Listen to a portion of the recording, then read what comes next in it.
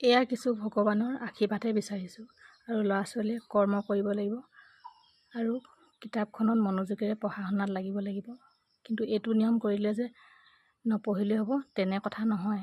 কিন্তু ল'ৰা ছোৱালী সততা আৰু কৰ্মৰ ফলতহে এই ভগৱানে, ঈশ্বৰে, প্ৰভুৱে সকলোৱে আমাক আগুৱাই লৈ যাব পাৰিব। আই সৰস্বতী মাতৃয়ে লগ দিব। কিতাপখনত যদি আমি নপঢ়োৱে কেনেকৈ মনত ৰাখিব? কিতাপখন পঢ়িলেহে আমি আগুৱাই যাব পাৰিম। টান হওক উজু হওক, প্ৰত্যেকটো আনচাৰে, প্ৰত্যেকটো লেচনে আমি খোলোচাকৈ পঢ়ি যাব লাগিব।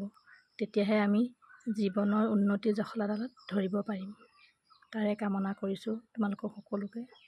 ল'ৰা ছোৱালী নিজৰ কৰ্ম আৰু নিজৰ চেষ্টা লাগিব আৰু সৎ লাগিব, তেতিয়াহে হ'ব।